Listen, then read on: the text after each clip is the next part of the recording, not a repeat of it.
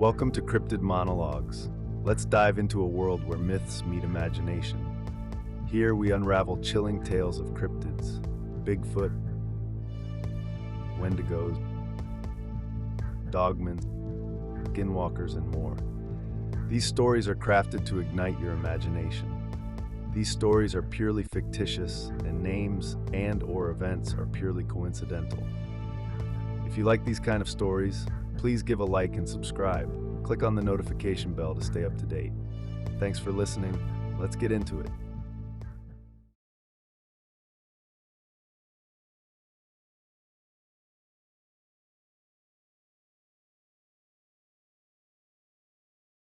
Iron Dreams Across the Divide.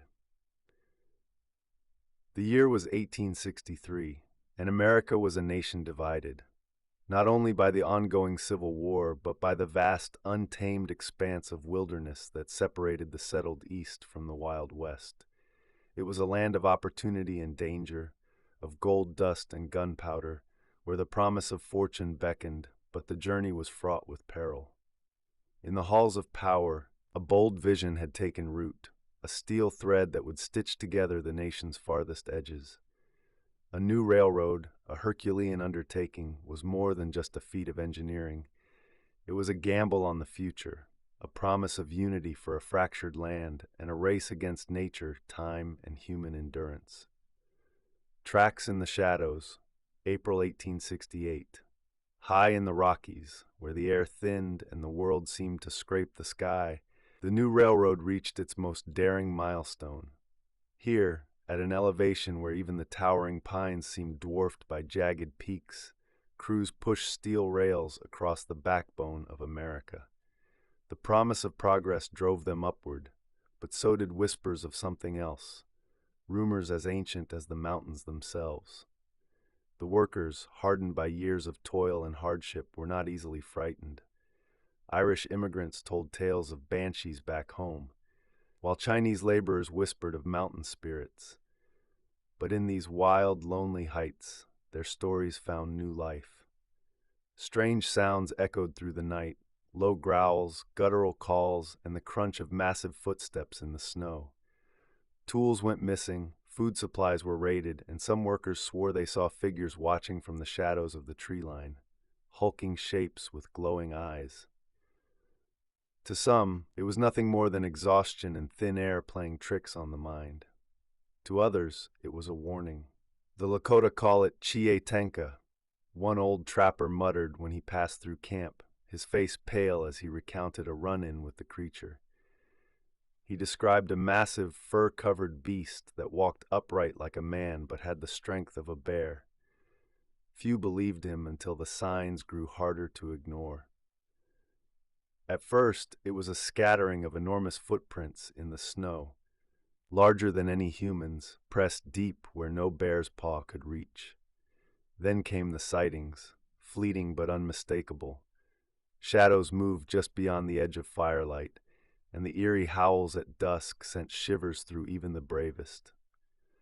When the tracks reached the highest point in the Rockies, tensions among the workers reached a boiling point. Each swing of the hammer was accompanied by a glance over the shoulder. Every creak of the timber trestles seemed like a whisper from the wilderness. For the first time, the indomitable spirit of the railroad crews began to waver. But the race against time and terrain left no room for hesitation. The line had to press forward, whether they faced frostbite, avalanches, or the unknown. Little did they realize that as the rails crept higher into the Rockies, they were trespassing on more than just rugged wilderness. They were intruding on something ancient, something that had lived there long before steel met rock. What happened next would become the stuff of legend, a tale told in hushed tones around campfires long after the last spike was driven. For when man dares to conquer nature, he often finds that nature is not so easily tamed. Whispers of the Wild. The trapper arrived at the camp just before dusk, a wiry man with a weathered face that seemed carved from the mountains themselves. He carried a rifle slung across his back, though it looked well-worn and oddly insufficient against the vast wilderness he called home. His name was Jeremiah Grizzly Graves, and his reputation as a loner preceded him. Men said he knew every crag, valley, and hidden pass in the Rockies, though he rarely shared his secrets. That night, curiosity and unease spread through the railroad camp. The workers were desperate for news or distraction from the strange sounds and sightings that had unsettled them for weeks. Grizzly was no storyteller by nature, but the flicker of firelight and the uneasy silence of the men seemed to loosen his tongue. "Been trapping these mountains for 20 years, he began, his voice low and gravelly, as though the rocks themselves were speaking. "And in all that time, I've seen things most men wouldn't believe. Wolves as big as ponies, storms that'll rip a man clean off a ridge, and bears, meaner than any you've seen." He paused, chewing a bit of tobacco. "But there's one thing out here even I can't explain." The men leaned in, their rough-hewn faces lit by the fire. Grizzly's eyes darted to the tree line, as if half expecting something to appear. "It was 2 winters ago, deep in the high country. I was working a line of traps along a frozen creek. Snow was falling heavy, but the tracks were fresh. Elk, maybe, or mule deer. I was tracking them when I saw something else." He paused, letting the tension build. "Footprints. Big ones. Too big to be any man, and too long to be a bear. They ran alongside the creek, but the strange thing was they never broke the ice. Whatever it was light enough to walk on snow and frozen water without cracking it." A murmur rippled through the crowd. "What did you do?" one of the workers asked. Grizzly smiled grimly. "I followed 'em, not because I wanted to, mind you, but because I couldn't stop myself. Curiosity's a dangerous thing out here. The tracks led me into a canyon, a tight one with walls so high the sun barely touched the floor, and that's when I heard it." He stopped, the memory flickering behind his eyes. "A howl like nothing I've ever heard. Low and guttural, but it carried, bouncing off the canyon walls. Made my chest vibrate like thunder from deep underground. I froze, my rifle in hand, but I knew it wouldn't matter. Whatever made that sound wasn't afraid of me, or my bullets." He leaned closer to the fire. Then I saw it. It came out of the trees, moving slow, like it knew I was watching. 8 feet tall at least, covered in dark matted fur. Walked on 2 legs, but its arms hung long, almost to its knees. And those eyes, yellow, glowing, and fixed right on me. A few of the men muttered prayers under their breath. "What happened next?" Grizzly's expression darkened. "I ran. I ain't proud of it, but I turned and ran as fast as I could. I didn't stop till I reached my cabin, and even then I couldn't sleep. Felt like it was out there, watching, waiting for me to step outside." He spat into the fire. "Haven't trapped that canyon since. Some places ain't meant for men." Silence hung heavy in the camp. The workers stared into the flames, their imaginations running wild. A gust of wind rustled the trees, and several men glanced over their shoulders. "You think it's the same thing we've been hearing?" one man asked. Grizzly shrugged. "Could be. These mountains hold secrets older than any of us. But I'll tell you one thing. If it is, you'd best keep your fires lit and your eyes open. Whatever it is, it doesn't like company." The trapper's words stayed with the men long after the fire burned low. That night, as the wind howled through the camp and strange sounds echoed from the peaks above, they found little comfort in their blankets. For in the heart of the Rockies, under the shadow of progress, the wilderness still held its mysteries and its monsters. Shadows on the ridge, the workers were used to danger. Avalanches, dynamite misfires, and even hostile weather were part of their daily lives. But as the railroad pressed deeper into the Rockies, it wasn't the elements that haunted their thoughts. It was the shadow in the woods. After Grizzly's chilling account, the camp became a place of whispered fears and stolen glances at the tree line. Night brought an eerie stillness. broken only by the crackle of the campfires and the occasional distant howl that sent shivers down their spines. Tools and supplies began to vanish with alarming frequency, and more than one worker reported finding strange footprints in the snow, prints that dwarfed even the largest man's boot. Then, one night, things escalated. The shift boss, a burly Irishman named Seamus O'Connell, was the first to sound the alarm. He burst into the workers' tents, his face pale as ash. "Up, all of ye!" he roared. "Something's out there, and it ain't shy about letting us know." The men scrambled to their feet, grabbing whatever they could use as weapons, axes, shovels, and a few rifles. Outside the camp was a flurry of movement as workers gathered around the largest fire, their breath visible in the cold air. "What did you see?" one of the men asked, his voice trembling. Seamus pointed toward the edge of camp. It was watching us, tall as a damn pine, standing just there by the tree line. Didn't move till I shouted, then it disappeared into the shadows. The men exchanged uneasy glances, their knuckles white on the handles of their tools. One of them, a wiry Chinese laborer named Huang, muttered something in his native tongue. Another worker translated, "He says the spirits of the mountains are angry. They do not want us here." Before anyone could respond, a low, guttural growl echoed from the darkness. It was close, too close. The men spun toward the sound, their makeshift weapons raised. The firelight danced off the trees, casting long, flickering shadows, but there was nothing to see.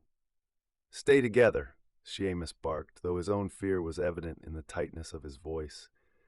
"Don't go wandering off." But fear has a way of unraveling even the bravest. A young worker named Eli, no more than 18, let panic get the better of him. "I'm not waiting around to be eaten," he shouted, breaking away from the group and running toward the supply tents. "Eli, no!" Seamus called, but it was too late. The boy's footsteps crunched through the snow as he disappeared into the dark. A heartbeat later, a scream tore through the night, a sound so primal and terrifying that it froze every man in place.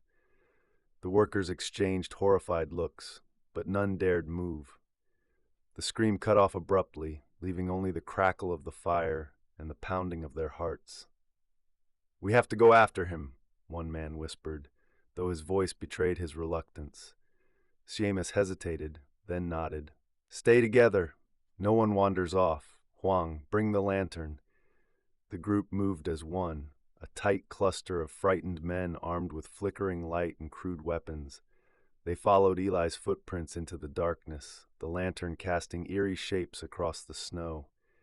The tracks led them to the edge of a ridge, where the wind howled like a living thing. "Over here," one of the men called, pointing to something in the snow. It was Eli's hat, crushed and spattered with blood. Before anyone could speak, the growl came again, deeper this time, resonating in their chests. The men turned slowly, the lantern shaking in Huang's hands. It stepped out of the shadows. The creature was massive, its fur glistening in the pale moonlight. Yellow eyes burned with intelligence and menace, and its breath came in visible puffs that seemed to fog the air around it. It let out a deafening roar, and for a moment time seemed to freeze.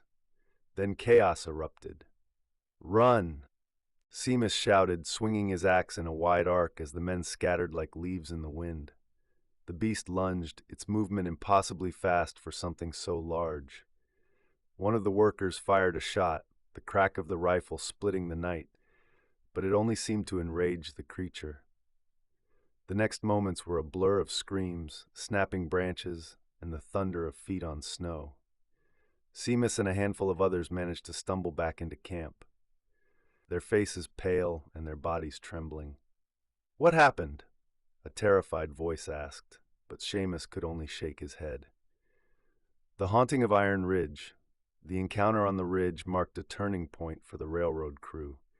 Word of the beast spread like wildfire, and men began quitting in droves. For those who stayed, fear hung in the air like the mountain fog, thick, suffocating, and impossible to shake. But progress demanded sacrifice, and the line had to move forward.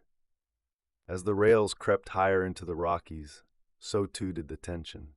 Every shadow became a threat, every sound a potential harbinger of doom, and the beast, as if sensing the workers' fear, grew bolder with each passing night. It was just after sundown when the first major attack came. The crew had split into two groups, one laying track and the other hauling supplies up a narrow, treacherous pass. The supply group had stopped to rest when they heard it. The rhythmic crunch of snow, deliberate and heavy, coming from the dense trees lining the trail. "Stay quiet," warned Seamus, his axe ready in his calloused hands. The men huddled close, their breaths visible in the freezing air. The sound grew closer, each step accompanied by the faint crackle of branches. A man named Tomlin, jittery and wide-eyed, whispered, "It's just an elk, gotta be." But when the creature stepped into the open, it was clear how wrong he was. The beast towered over the men, its fur blending into the darkened forest. Its eyes gleamed in the fading light, fixed on the group like a predator sizing up its prey. For a moment, no one moved. Then it lunged. The attack was swift and brutal. Men scattered in every direction, some tripping over the uneven ground. Tomlin swung a shovel at the creature, only for it to swat him aside with a single blow. His body hit the snow with a sickening thud. Seamus roared, swinging his axe at the beast's flank, but it dodged with alarming speed. Huang, holding the only lantern, yelled something in Mandarin and hurled a flaming piece of wood from the fire. It missed, but the flame startled the creature enough for the group to retreat. When the men regrouped, two were missing, and Tomlin lay unconscious in the snow, claw marks raking his chest. "It's playing with us," Seamus said, his voice shaking with anger and fear. "It's testing what we'll do." A week later, the beast struck again. This time, it was the night guards at the camp's perimeter. Their task was simple: keep watch for avalanches, wolves, or any trouble from the mountain's fickle weather. But what they saw that night was something far worse. The first sign came just before midnight. A guard named Miguel noticed movement near the edge of the firelight. He squinted into the darkness, swearing he saw something huge slip between the trees. "Who's out there?" he called, gripping his rifle. No answer came, but the woods seemed to grow quieter, as if the forest itself was holding its breath. Then the smell hit him, an overwhelming stench of rot and musk that turned his stomach. Miguel backed toward the fire, his heart hammering in his chest. "It's here," he whispered. The other guard, a wiry man named Pete, barely had time to react before the beast struck. A blur of motion slammed into the edge of the camp, scattering embers and sending supplies flying. Pete screamed as the creature grabbed him, its massive hand enveloping his shoulder. Miguel fired his rifle, the shot cracking through the night. The beast roared in pain, dropping Pete and retreating into the woods, but not before locking eyes with Miguel. Those yellow eyes burned with rage, and something worse: intelligence. The camp was in chaos when Miguel and Pete stumbled back to the main group. Pete's arm was broken, but he was alive. "It could have killed me," he rasped, his face pale. "It didn't. It wanted me to tell you." "Tell us what?" Seamus demanded, though deep down he already knew that we don't belong here. 2 nights later, a small crew failed to return from clearing snowdrifts along the rail line. At dawn, Seamus led a search party. What they found chilled them to their cores. The snow-covered trail was littered with tools and equipment, as if the men had dropped everything in a panic. Deep, enormous footprints led away from the trail, disappearing into the trees. Further along, they found the remains of a campfire, its embers cold. Huang picked up a torn scrap of fabric, a piece of a coat, but there was no blood, no bodies, just the footprints and the eerie silence of the woods. "It took them," Seamus said, his voice grim. "But why leave no trace?" "Maybe it doesn't kill them right away," Miguel suggested. "Maybe it waits." The thought was too much for some. By the time the search party returned to camp, 4 men had packed their belongings and left. choosing to brave the wilderness rather than stay another night in the beast's territory. That night, the beast made its boldest move yet. It came to the edge of the camp, howling loud enough to shake the tents. Men scrambled for weapons, but the creature stayed just beyond the firelight, its massive silhouette a shadow against the flickering flames. Then it did something none of them expected. It began to tear at the rail line. With a sickening crunch, it ripped up freshly laid tracks and hurled them into the trees. Sparks flew as metal twisted under its strength, the sound like a scream in the frozen air. The men stood frozen, their weapons useless against the raw power of the creature. Seamus stepped forward, axe in hand, and shouted into the darkness. "We ain't leaving. You hear me? This railroad's coming through, whether you like it or not." The beast stopped, its glowing eyes locking onto Seamus. For a moment it seemed to consider his words. Then it let out a deafening roar and disappeared into the woods, leaving destruction and fear in its wake. The hunt for the beast. By the morning after the beast's brazen attack, the camp was a tinderbox of fear and desperation. The shattered rail line lay as a grim reminder that the creature would not be content to let them work in peace. Seamus knew that morale couldn't hold much longer. If they didn't fight back, the railroad would stall, and the men would scatter like leaves on the wind.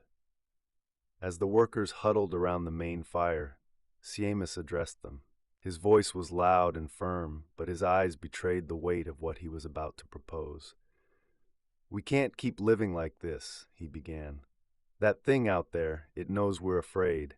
Every night it gets bolder, and it won't stop until we drive it off or die trying. So here's what we're going to do. We're forming a posse. Tonight, we hunt the beast." Murmurs rippled through the crowd, a mix of disbelief and hesitant agreement. Huang stepped forward, holding a lantern and a curved blade he'd sharpened to a wicked edge. "I'll go," he said simply, his tone unshaken. Miguel nodded, slinging his rifle over his shoulder. "Me too. It's time we show it we're not easy prey."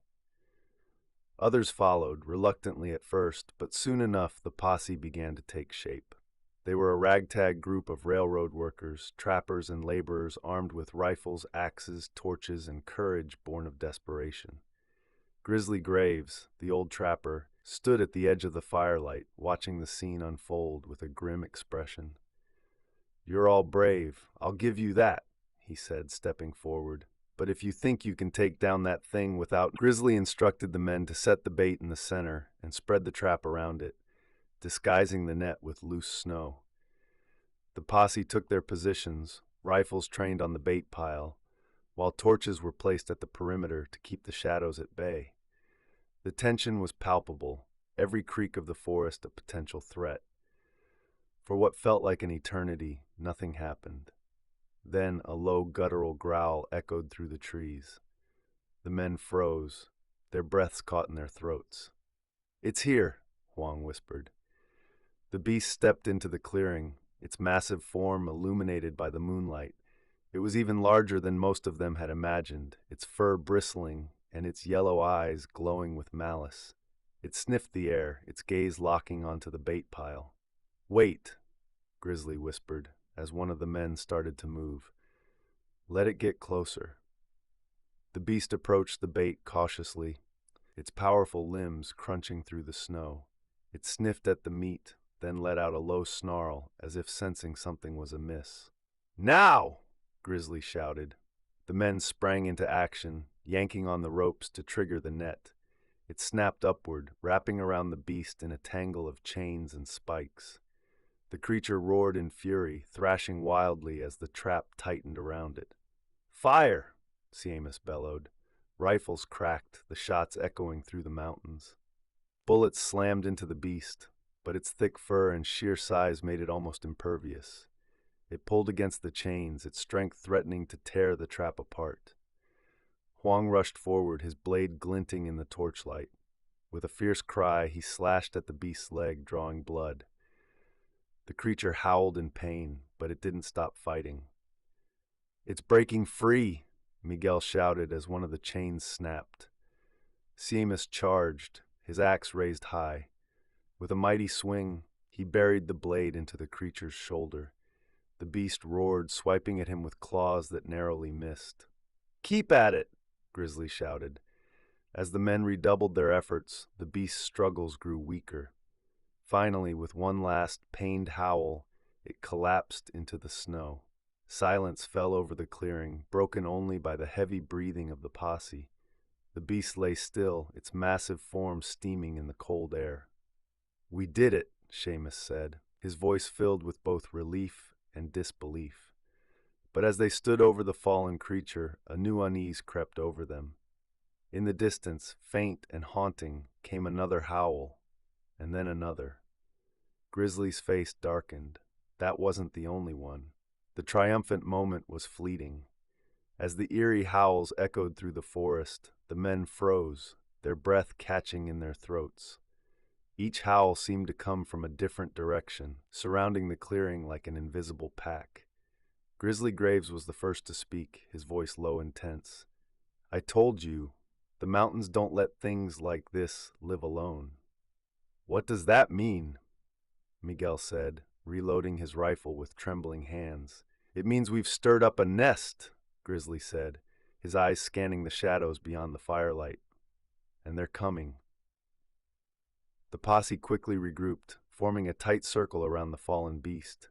Huang lit another torch, its orange glow pushing back the oppressive darkness, but it did little to ease their fear. "Everyone, eyes on the tree line," Seamus commanded, his axe gripped tightly. "If they come, we make them regret it." But the forest seemed alive with movement.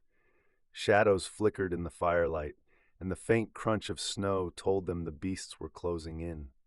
It started with a rush of wind and the crack of a branch. A blur of motion shot from the tree line, too fast for anyone to react. One of the younger workers, holding the edge of the circle, was yanked into the darkness with a scream.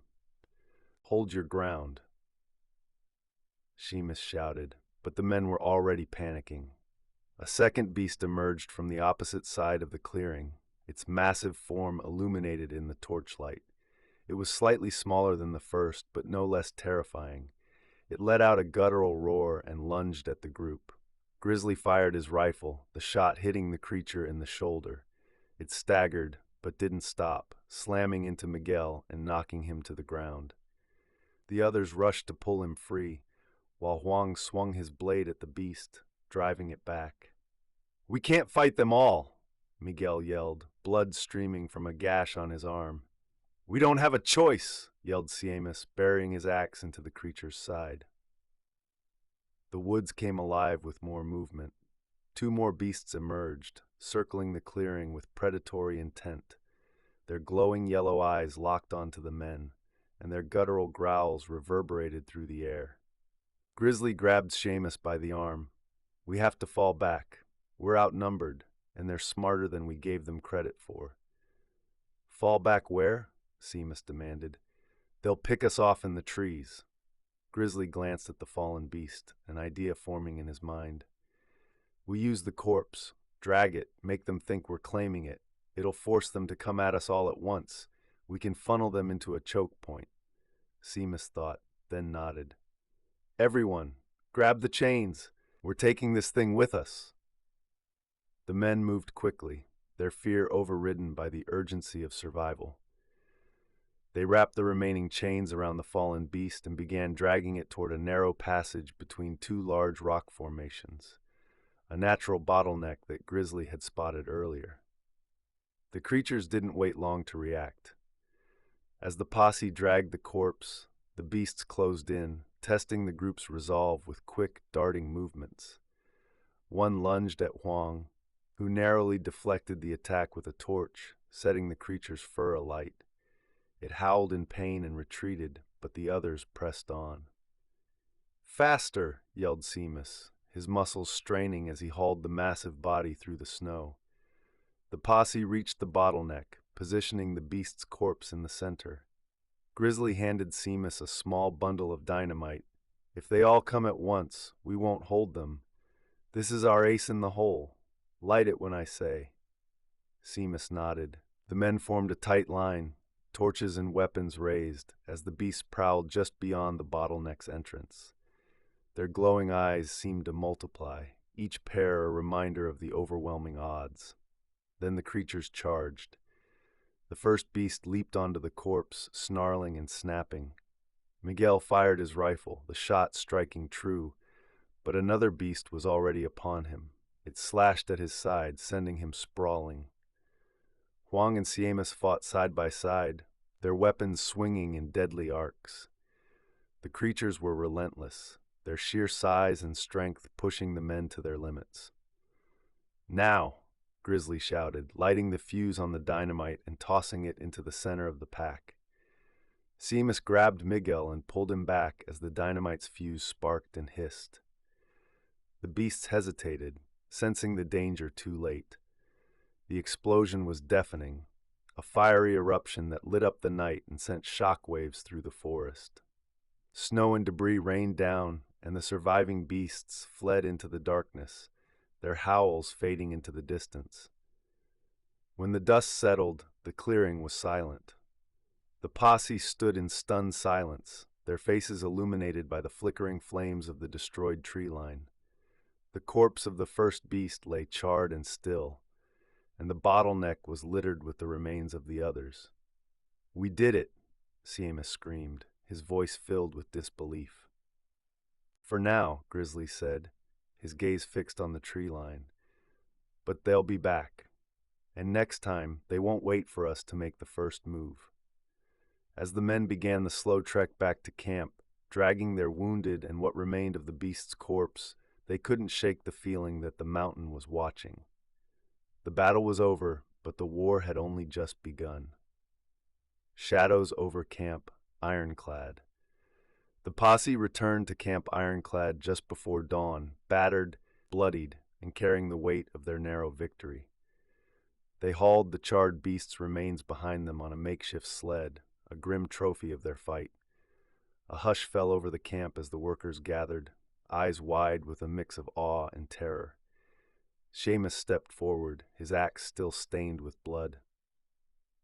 "We fought it," he said, his voice loud but heavy with exhaustion.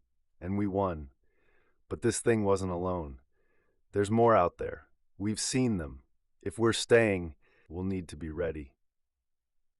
Grizzly Graves, leaning on his rifle, spat into the snow. "The mountain's awake now, and it doesn't like us being here. This beast was just the beginning."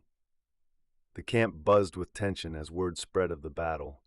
Men crowded around the beast's corpse, staring in horrified fascination at its sheer size and the deep scars that crisscrossed its massive frame. Its charred fur still smoked, the acrid stench a reminder of the fire and dynamite that had saved their lives. "That thing, it ain't natural," one worker muttered, his voice trembling. "Doesn't matter what it is," Seamus said sharply. "It bleeds. That means we can kill it." But not everyone shared his confidence. The death of one beast did little to calm the growing unease. Several workers packed their belongings and left, their faces pale and eyes hollow. By midday, nearly a dozen men had abandoned the camp, unwilling to risk another encounter. "Let them go," Miguel said, wincing as Huang wrapped his wounded arm in a bandage. "They'd only slow us down if it happens again." Seamus frowned, his gaze sweeping over the remaining workers. "We'll need every man we've got if we're going to keep building this line. But I won't force anyone to stay." Despite the bloodshed and fear, the workers of Camp Ironclad had little choice but to press on. The railroad wasn't going to wait for monsters or morale to settle, and every delay threatened to undo the enormous progress they'd made. As dawn broke over the Rockies, the sounds of hammers and saws echoed once more through the valley, mingling with the watchful silence of the surrounding forest. Seamus stood at the edge of the worksite, watching the men lay rail and reinforce bridges. Their movements were stiff with exhaustion, their eyes darting to the tree line at the slightest noise. Though they worked, fear lingered like a shadow over every swing of the hammer. Grizzly Graves approached, his rifle slung over one shoulder. "They're scared," he said bluntly, spitting into the snow. "And as they should be. That fight we had, that wasn't the worst of it. You kill one wolf, the rest of the pack gets meaner." "I know," Seamus said, "but if we don't keep moving, this line won't get built, and we'll all lose more than we already have. The company won't send help. It's on us." Grizzly nodded, though his expression remained grim. "Then we better prepare for what's coming." Under Grizzly's guidance, the camp shifted into a hive of activity, not just for the railroad, but for survival. Workers built barricades around the perimeter using scrap wood and steel rails, reinforcing them with spikes and iron plates. Torches were placed at regular intervals, their flames meant to ward off the creatures that lurked in the night. Huang and Miguel led a group in crafting makeshift weapons, long spears tipped with iron, heavy clubs, and sharpened stakes. "We'll set up a rotation," Seamus announced to the camp.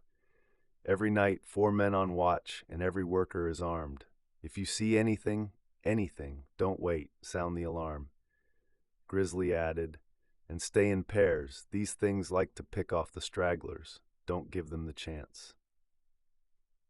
The men nodded, their faces a mixture of determination and dread. Despite the precautions, progress on the railroad was slow and uneasy. Every swing of the hammer seemed louder in the tense quiet of the forest, every clatter of steel an invitation for the beasts to return. One afternoon, while scouting ahead for a new stretch of track, a group of workers found a fresh set of tracks in the snow, massive prints that led toward a nearby ridge. The men returned pale-faced, reporting their findings to Seamus and Grizzly. "They're watching us," Grizzly said, "waiting for the right time to strike." "We'll strike first if it comes to that," Seamus replied, though the weight of his words hung heavily in the air. Another night. Another attack. The first attack came just 2 nights later. It began with a distant howl, low and mournful, echoing through the valley. The men on watch lit extra torches and rang the warning bell, rousing the camp. This time, the beasts didn't wait for the men to gather. A pair of creatures charged through the barricades with terrifying force, splintering the wood and scattering the workers. "Hold the line," Seamus shouted, wielding his axe like a man possessed. The men fought with everything they had. Spears jabbed, torches swung, and bullets fired in desperate succession. Huang hurled a torch at one of the beasts, setting its fur alight. It howled and retreated, but another beast lunged at Miguel, knocking him to the ground. Grizzly aimed his rifle and fired, the shot striking the creature square in the chest. It stumbled but didn't fall, forcing him to reload with trembling hands. Seamus and Huang charged together, driving the beast back with a flurry of blows. The air was filled with the snarls of the creatures and the shouts of the men, a cacophony of survival. Finally, as torches and bullets took their toll, the creatures retreated into the woods, their howls echoing long after they had disappeared. When the attack ended, the camp was left shaken but intact. 2 men were badly injured, and several barricades were destroyed, but the line held, for now. Seamus stood in the center of the camp, his axe bloodied, his face grim. "This won't stop," he said, addressing the gathered workers. "Not until we show these things we're not prey. We keep building, but we don't let our guard down, not for a second. If we're going to finish this railroad, we need to show the mountains we're not afraid to fight." Grizzly, standing beside him, muttered, "The mountains are patient, Seamus. Let's hope the men are too." As the camp returned to work the next day, the shadows of the forest seemed to grow longer, and the beasts' howls lingered in every worker's mind. The railroad pressed on, inching its way through hostile wilderness, but every man knew that the real battle was only just beginning. The next morning, as the sun rose weakly over the Rockies, Seamus stood in the center of Camp Ironclad, flanked by Grizzly and Huang. The aftermath of the latest attack had left the workers on edge. Their once resilient spirits were now fraying under the constant threat. Seamus knew they needed help, help beyond what the camp could muster on its own. "Grizzly," Seamus said, his voice firm, "I want you to ride to Fort Clearmont. It's the closest garrison. If anyone will send soldiers, it's them." Grizzly frowned. "The army? You think they'll believe us?"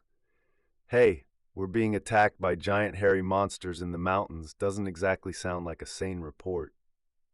"They don't need to believe," Seamus replied. "They just need to come.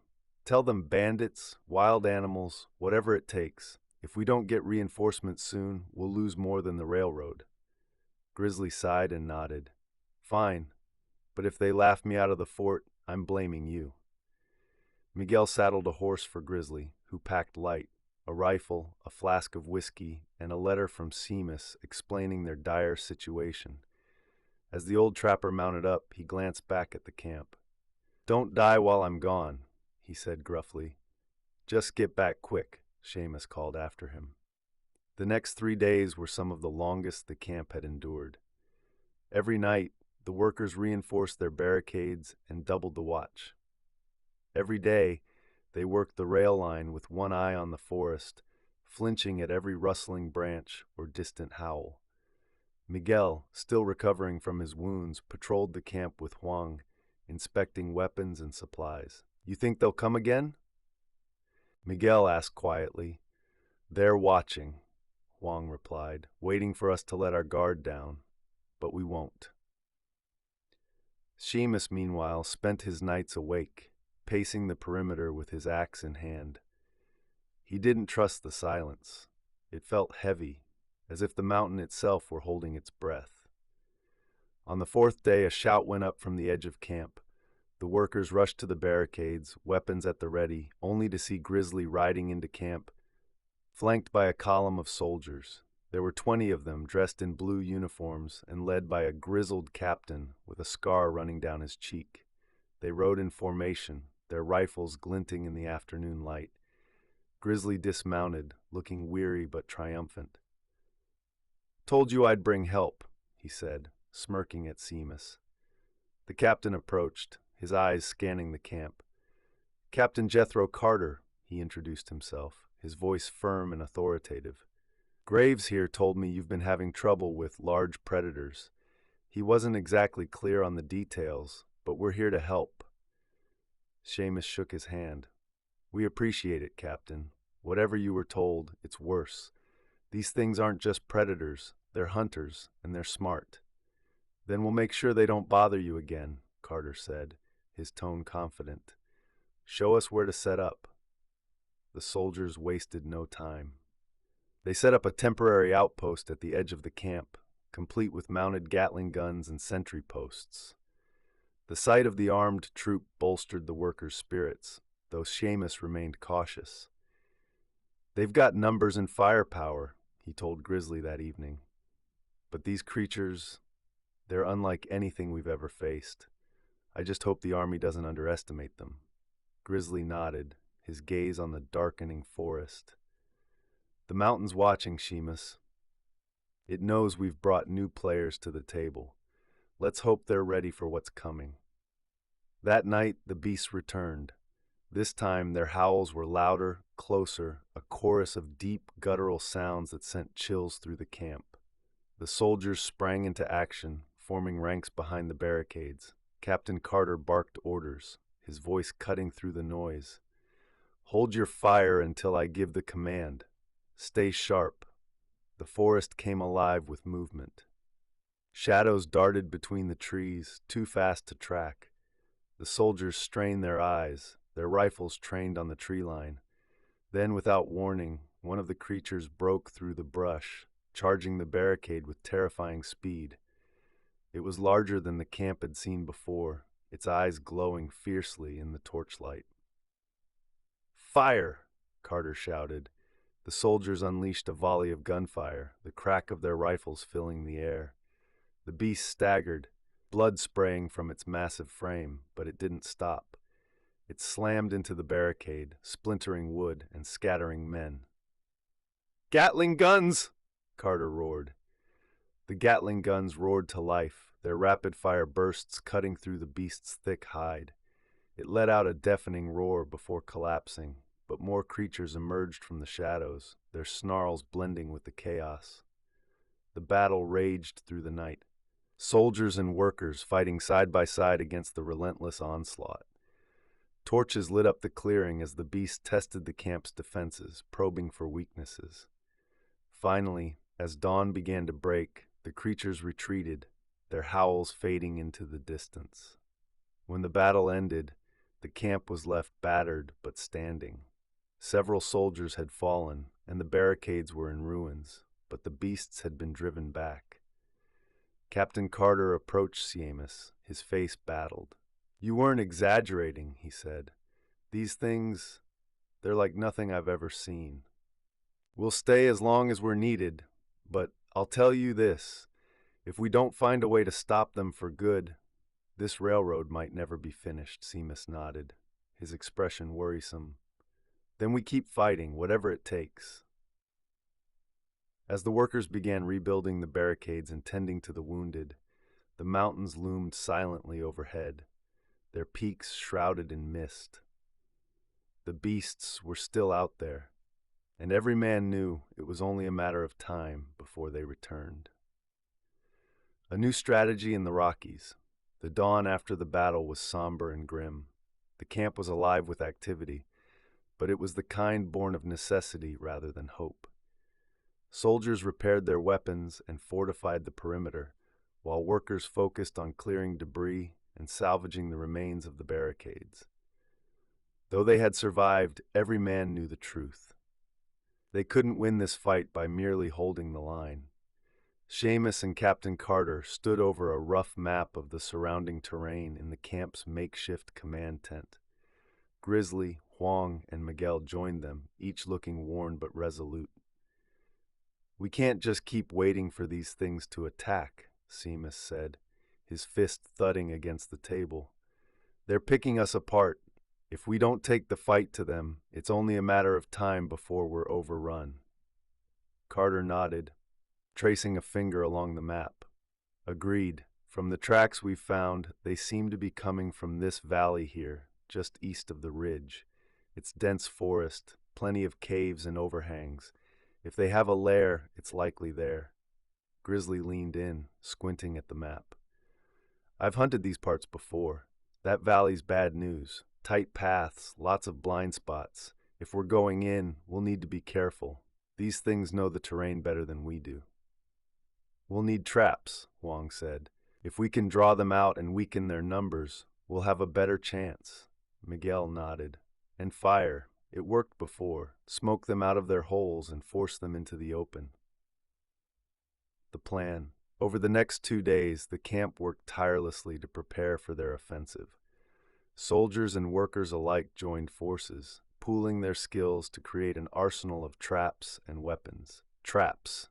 Pits were dug and lined with sharpened stakes, covered with camouflaged nets. Tripwires were rigged with small explosives and iron spikes. Firepower. The Gatling guns were mounted on sledges for mobility, and every man was armed with torches, Molotov cocktails, and dynamite. Lures. A wagon filled with freshly butchered livestock was prepared, its scent meant to draw the creatures into an ambush. Seamus stood before the camp on the eve of their assault, addressing the gathered men. "Tomorrow we take the fight to them," he said, his voice steady. "We faced them on our turf and we've held the line. Now we show them this mountain belongs to us. Stick together, watch each other's backs, and we'll come out of this alive." The men cheered, though their voices carried more determination than confidence. At dawn, the group set out, led by Seamus, Carter, and Grizzly. 30 men strong, they moved cautiously through the forest, their weapons ready. The air was cold and heavy, the silence broken only by the crunch of boots on snow and the distant call of birds. They reached the edge of the valley by midday, the terrain becoming steeper and more treacherous.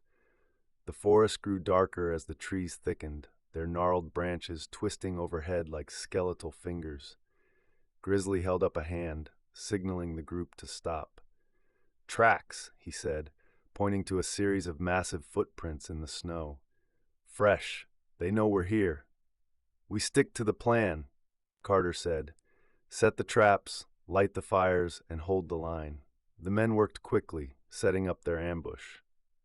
The wagon of meat was placed in the center of a clearing, surrounded by hidden pits and tripwires. Soldiers took up positions behind rocks and trees, their rifles trained on the bait. As the sun dipped below the horizon, the clearing was bathed in the flickering light of torches. The first howl came just after nightfall, low and guttural, reverberating through the valley like a warning. The men tensed, gripping their weapons tightly. Then came another howl and another, until the forest seemed alive with the sound. Shadows flickered at the edge of the clearing, moving too fast to track. "Steady!" Carter barked, his rifle at the ready. The creature struck like lightning, charging from the darkness in a coordinated assault. The first beast hit a tripwire, triggering an explosion that tore through the night. It let out a piercing scream, collapsing into a pit of spikes. Another beast lunged for the wagon, only to be met with a volley of gunfire and a torch hurled into its face. It reeled back, snarling, before collapsing in a heap. But for every creature that fell, another seemed to take its place. The men fought fiercely, their bullets and blades clashing against fur and fangs. Seamus swung his axe with brutal efficiency, hacking into the thick hide of one beast as it tried to climb out of a pit.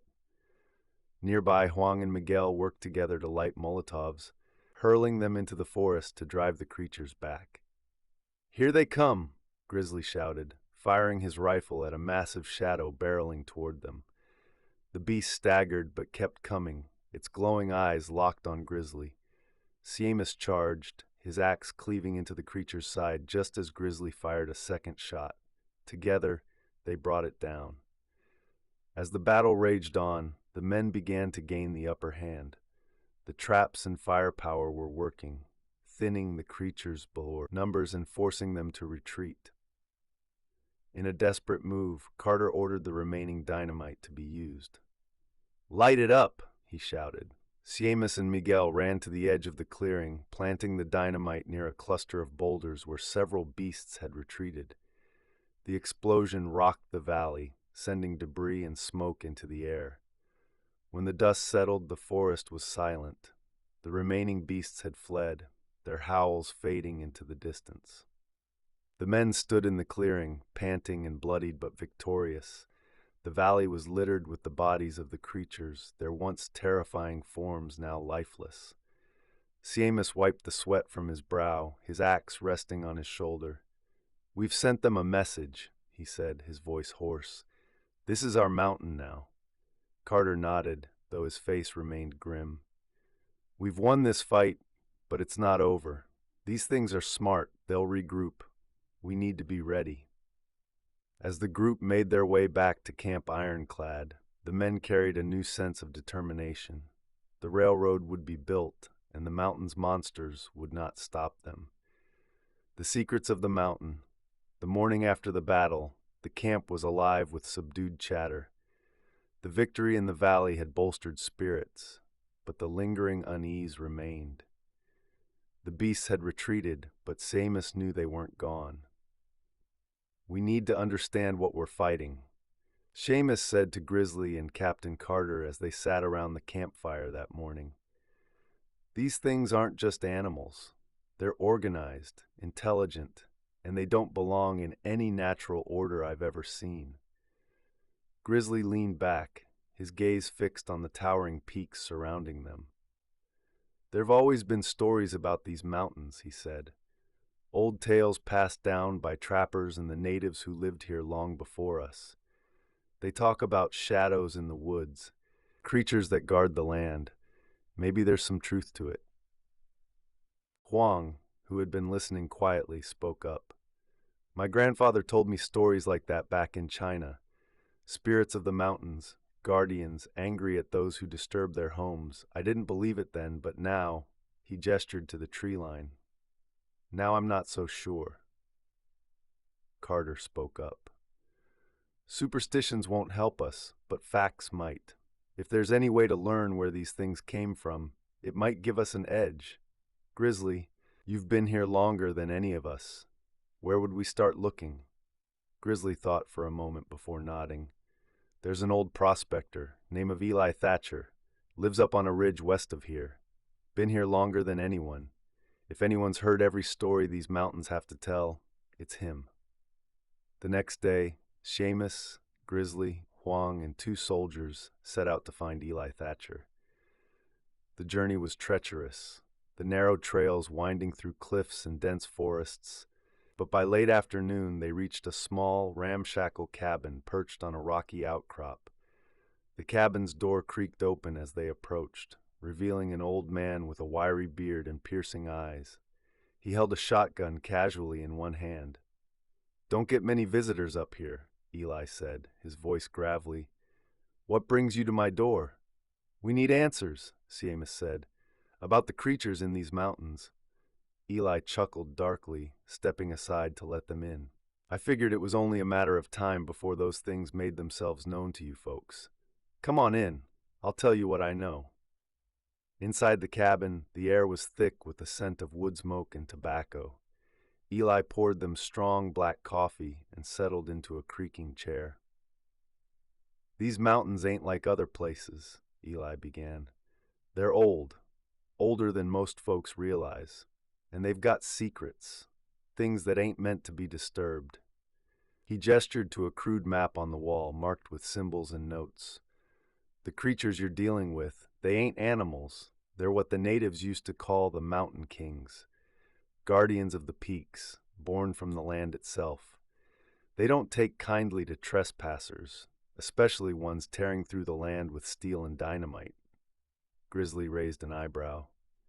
"You're saying these things are, what, spirits? Magic?" "Call it what you want," Eli said. "But they're real, and they've been here long before us. The more you push into their territory, the angrier they'll get, and killing a few won't scare them off. If anything, it'll just make them meaner." "What do they want?" Huang asked. "To protect what's theirs," Eli replied. "You're tearing through their domain, waking things best left asleep. There are places in these mountains no man should ever go. Caves filled with bones, symbols carved into the rock. If you really want to stop them, you'll need to understand them. But I'll warn you, knowledge comes at a price." Eli's words set the group on edge, but Seamus was resolute. "If there's a way to end this without losing more lives, we need to find it," he said. "Eli, can you take us to one of these places?" Eli hesitated, his eyes narrowing. "I can take you to a place where the Mountain King's presence is strongest, but it won't be a friendly welcome. You'd better be sure about this." "We're sure," Seamus said. The next day, Eli led them deep into the mountains, to a cavern hidden behind a waterfall. The air grew colder as they approached, and the forest grew eerily silent. "This is it," Eli said, stopping at the mouth of the cavern.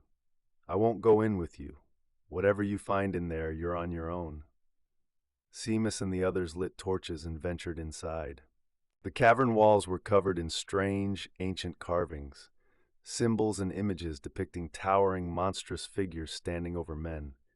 Piles of bones littered the floor, both human and animal. Huang examined one of the carvings closely. "These symbols, they're warnings," he said. "This place isn't just a home. It's a graveyard, a sanctuary for the dead, and the Mountain Kings are its keepers."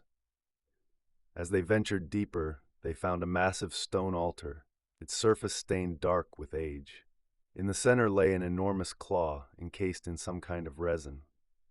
"This must be their origin," Seamus said. "Their history, maybe even their source of power." Suddenly a low rumble echoed through the cavern. The ground trembled, and from the shadows emerged a hulking figure, one of the creatures, larger than any they'd seen before, its glowing eyes fixed on the intruders. "We need to get out of here," Grizzly claimed, raising his rifle. "No," Seamus said firmly.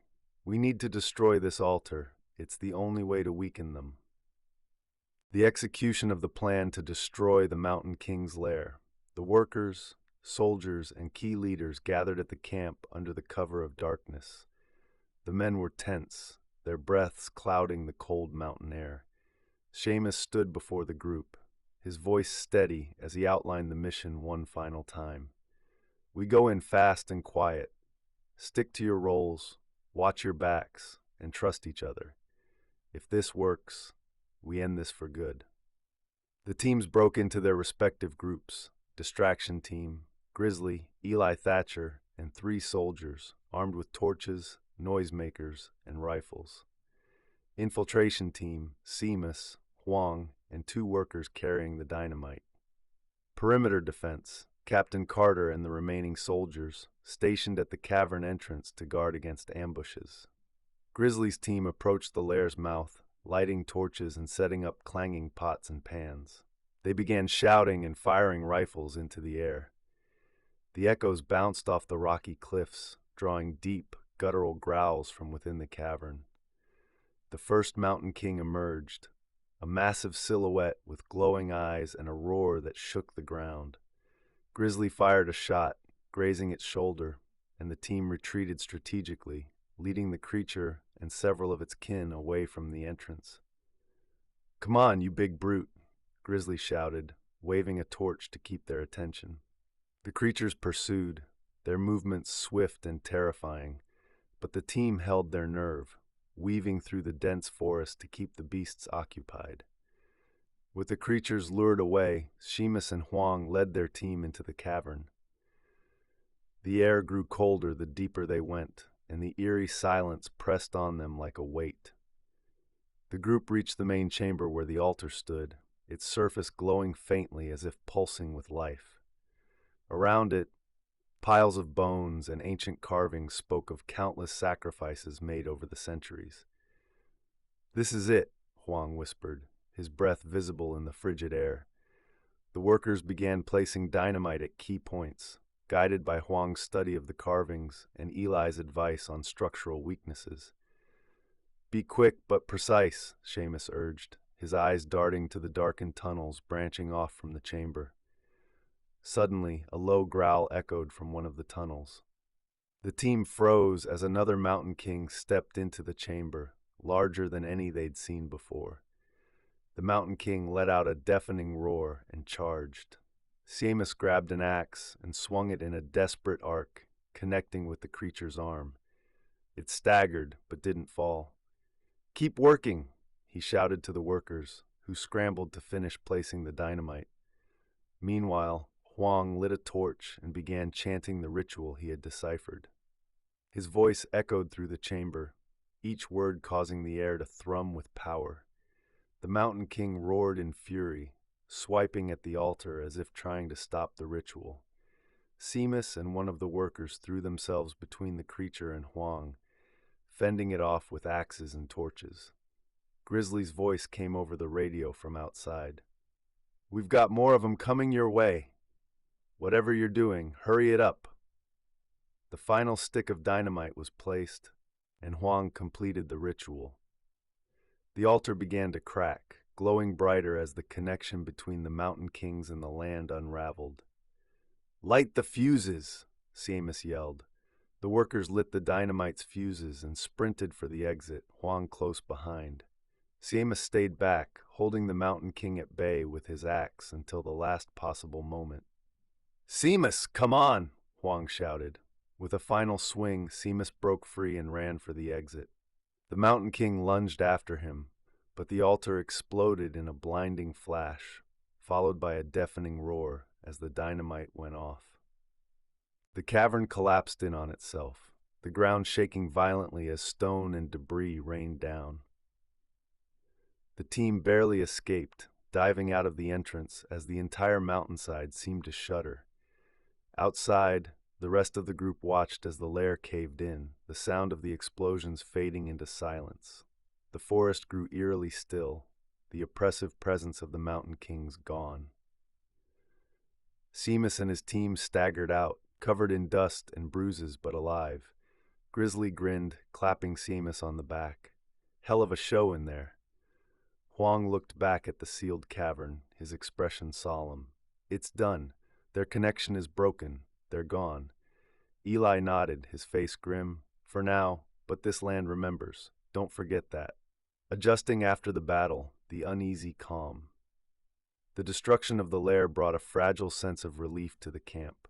The workers returned to their tasks, and the rhythmic clang of hammers and the hiss of steam engines began to fill the air again. But the unease lingered. For days, the camp was quiet, almost unnervingly so. The mountain kings were gone, their guttural roars and midnight attacks replaced by the natural sounds of the forest, the rustling of leaves, the distant call of a hawk. Yet, as the workers labored to lay tracks and reinforce tunnels, vanishing tools, shovels, hammers, and even entire crates of nails would go missing overnight, only to reappear in strange places, half buried in the dirt or neatly arranged in patterns that no one could explain. Subtle oddities began to surface, small things that gnawed at their nerves, whispers in the wind. On particularly still evenings, workers swore they could hear faint whispers carried on the breeze. The words were unintelligible but chilling, as if the mountains themselves were speaking. Shadows that moved. Several men reported seeing shadows flit across the edges of their vision, even when no one else was nearby. At first, they chalked it up to exhaustion, but the sightings grew more frequent. Strange symbols. Huang discovered new carvings appearing on the stone walls near the construction sites, symbols that weren't there before and didn't match the ones they'd seen in the Mountain King's lair. He studied them closely, but their meaning eluded him. As these strange events continued, whispers spread through the camp. Some claimed the Mountain King's spirit still lingered, seeking revenge for the destruction of their lair. Others believed something even older and more powerful had been awakened by the ritual and the explosions. Superstition began to take hold. Workers refused to enter tunnels alone, insisting on traveling in pairs or groups. Fires were kept burning all night, and some men crafted crude talismans from wood and bone, hoping to ward off whatever unseen forces lingered. A few laborers deserted entirely, slipping away in the night without a word. Seamus, unwilling to lose control of the camp, took it upon himself to get to the bottom of the strange occurrences. He gathered Huang, Grizzly, and Eli for a council. "We can't keep going like this," Seamus said, pacing the cramped tent where they met. "The men are spooked, and I don't blame them. We need to figure out what's happening before this whole operation falls apart." Huang nodded. "The carvings I've found, they're recent. Someone or something is trying to communicate, but I don't know if it's a warning or a threat." Eli leaned back in his chair, his face lined with worry. "This land's old, Seamus, older than we can imagine.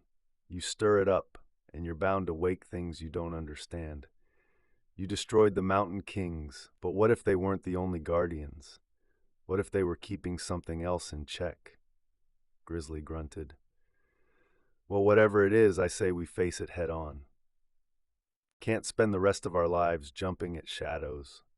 The quiet descent into the valley. By mid-June, the railroad through the Rockies was complete. The workers celebrated modestly, clapping each other on the back and sharing a few flasks of whiskey. Though they were proud of their accomplishment, their cheers carried a note of exhaustion and unease. The battle against the Mountain Kings and the weeks of eerie encounters had left them drained, both physically and mentally. The journey down to the valley, however, brought an unexpected relief. As they descended from the rugged peaks into the sprawling valley below, the oppressive atmosphere of the mountains seemed to lift. The air was warmer, the sunlight brighter. The forests, though still dense and shadowy in places, lacked the sinister aura of the higher elevations. Even the strange occurrences that had haunted them began to fade. No more symbols. The carvings stopped appearing. The trees and rocks were free of the cryptic warnings that had unnerved Huang and the others. No missing workers. For the first time in months, the roll call at dawn and dusk remained steady, with no sudden disappearances. A sense of normalcy. The sounds of wildlife returned. Birds sang in the trees, and small animals darted through the underbrush, signs of a land no longer hostile. Grizzly summed up the camp's feelings one evening around the fire. "It's almost too quiet. Feels like the mountains spat us out, and the valley doesn't care we're here." With the terrain leveling out, progress on the railroad quickened. The workers set a steady pace, grateful for the change. Captain Carter's soldiers remained on alert, but even they relaxed somewhat, easing their grip on their rifles as the days passed without incident. Eli Thatcher, always one to trust his instincts, still kept a wary eye on the tree line. "Just because it's quiet now doesn't mean it'll stay that way," he warned Seamus one evening. "Let's hope it does," Seamus replied, though his tone lacked conviction. Huang, the scholar, continued his studies even as the camp moved forward. He spent his evenings poring over his sketches of the mountain symbols, cross-referencing them with notes he'd taken from the destroyed lair. "The silence," he mused to Seamus one night, "isn't just relief, it's absence. The mountains, they were alive in their way. Now they're dormant." "And the valley?" Seamus asked. Huang shrugged. "It's different. Old, yes, but not hostile. Not yet." By late July, the crew was deep in the valley, their progress marked by the steady rhythm of hammers and saws. The land here was rich and fertile, dotted with streams and small clearings. The trees were tall but not oppressive, their branches filtering sunlight in golden beams. It felt at last like they had left the horrors of the Rockies behind. Thanks so much from Cryptid Monologues for watching. If you enjoyed this video, don't forget to hit that like button and share your thoughts in the comments below. Make sure to subscribe and click the notification bell so you never miss an update. And hey, while you're here, check out these videos. You'll definitely love them.